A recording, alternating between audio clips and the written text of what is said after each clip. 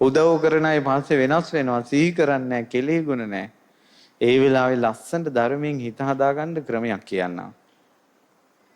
අපි නුවරඑළියන් පිටරටයන් කියලා ටීවී බල බල නාට්‍ය බල බල සතුටු කරවන්නේ මොකද්ද? ඇස් දෙක. ඇස් දෙකට කැමැති කැමැතිව දෙනවා. පොඩ්ඩක් ලෙඩ වෙච්ච ගමන් බෙහෙත් දෙනවා. ඇත්තටම අපි ඇස් දෙකට පුදුම සක්කාරයක් කළාද නැද්ද? ඊට පස්සේ මේක පොඩ්ඩක් පේන්නේ නැතුව යනකොට කණ්ණාඩි දෙකකුත් දානවා. සැර අවුවේ තියාගන්නෙත් නැහැ. එහෙම තියාගෙන හිටපු ඇස් දෙකම යම් දවසක අපිට ලෝකේ නොපෙනෙන තරමට අන්ධ කළා දානවද නැද්ද? කෝ ඇස් දෙකට කෙලෙහි ගුණේ කෝ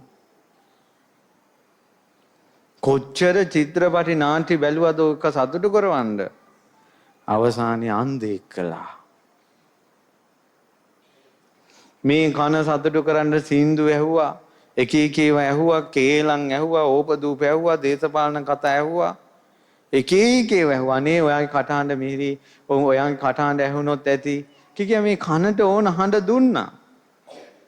අවසානයේ බීරෙක් කළා දානවා. වැඩි ඕනේ මේ කය ගැන හිතන්න.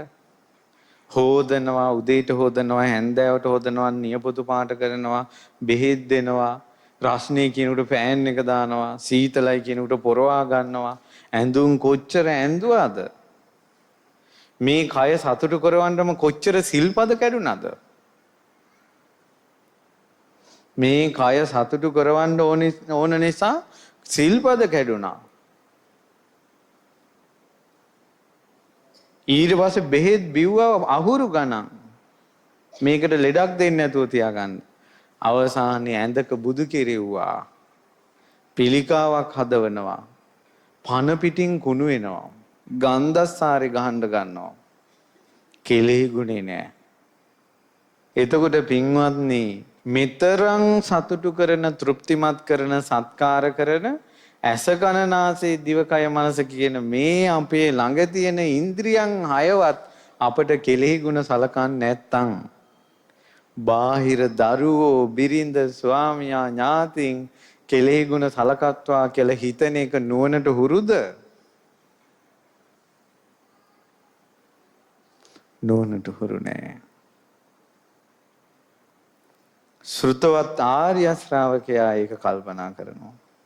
කල්පනා කළා පින් රැස් කරගන්න, කුසල් කරගන්න උදව් කරන ඔක්කොටම.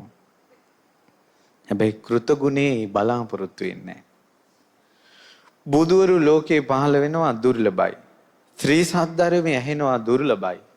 ඒ වගේ තමයි කෙලෙහි ගුණ තියෙන කෙනා දුර්ලභයි. අපි 1000කට උපකාර කළොත් එක්කෙනෙක් සිහි කරයි ඒක. 999ක් සිහි කරන්නේ නැහැ ඒක. එහෙනම් දරුවෝ දෙමව්පියන්ට වද දෙන්නේ නැහැ. බිරිඳ ස්වාමියාට හිත රිද්දන්නේ නැහැ. ස්වාමියා බිරිඳගේ හිත රිද්දන්නේ නැහැ. කෙලෙහි ගුණ තියෙනවා නම්. ඔක්කොම තියෙන කෙලෙහි ගුණ නැති බව. හාමුදුරුවන්ට වැරද්දක් කියන්නේ නැහැ කෙලෙහි ගුණ තියෙනවා නම්. ඇයි? අද මේ මෙච්චර කටින පින්කමක් මේ සිය ගානක් ජනී ජනයා එකතු වෙලා කළේ උන්වහන්සේලා උපසම්පදාව රැකගෙන ඉන්න නිසානේ. වස්වසපු නිසානේ. වස් කඩාගත්තේ නැති නිසානේ. කසාවත දරාගෙන වැඩ සිටින නිසානේ. උන්වහන්සේලා කොච්චර අපිට අනුකම්පා කළාද? අපිට සාංගික දාන දෙන්න පුළුවන්, කඩන පින්කම් කරන්න පුළුවන්, කුඩි සෙනසුන් හදන්න පුළුවන්, වෙහෙර විහාර හදන්න පුළුවන්. ඇයි? සංගරුවන වැඩ ඉන්නවා. ඒ නිසා සංඝයා කොච්චර අපිට අනුකම්පායිද කියලා සංඝ ගුණ හිතනවා කෙලෙහි ගුණ තියෙනවා නම්. කෙලෙහි ගුණ නැති වුණාට පස්සේ හිතෙන්නේ අඩුවම පේනවා. එහෙම වුණාට පස්සේ ඒ අසෘතවත් පෘතජ්ජනයා ලාභාලාභ යසයස නිന്ദා ප්‍රශංසා සැප දුක කියන අෂ්ටලෝක ධර්මයට කැරකී ඉන්නවා. ඔහුට ලැබෙන්නේ කුමක්ද අවසානයේ? අමතක වෙලා. සසර. සසර කියන්නේ මේ විඳවන එක.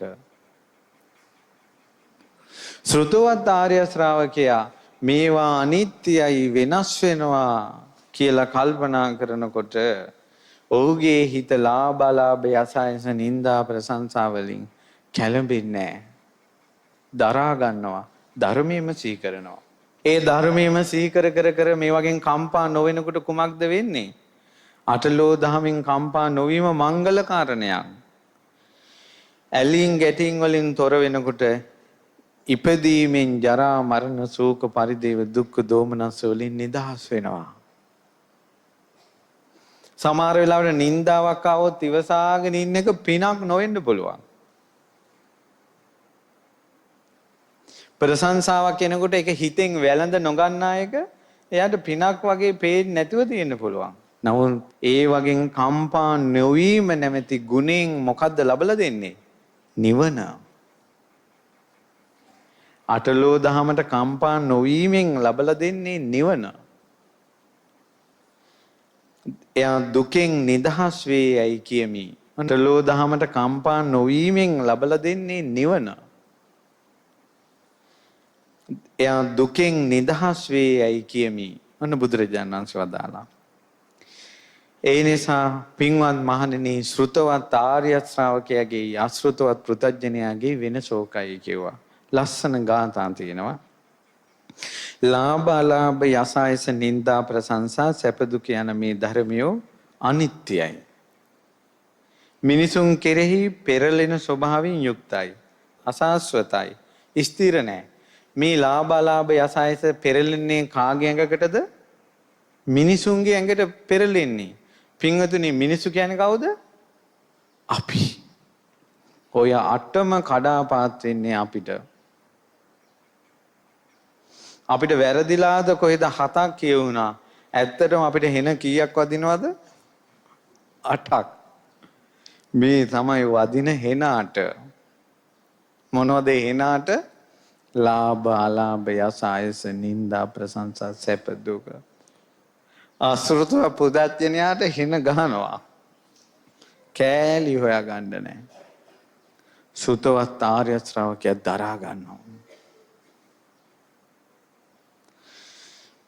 ඒ නිසා gedara gindara පිටට නොදුන්නේ මෙන්න මේ සෘතවත් ආර්ය ශ්‍රාවකයෝ. ඊට පස්සේ සිහි ඇති මනා නුවණැති තැනැත්තා අෂ්ටලෝක ධර්මයන්ගේ පෙරලී යාම ගැන නුවණින් සලකා බලයි.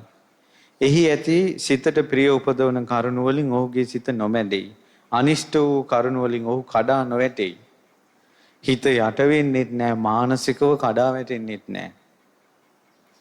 ඔහු විසින් ඉෂ්ට කරුණ වලට ඇලීමත් අනිෂ්ට කරුණ වලට ගැටීමත් නසන ලද්දේ වෙයි.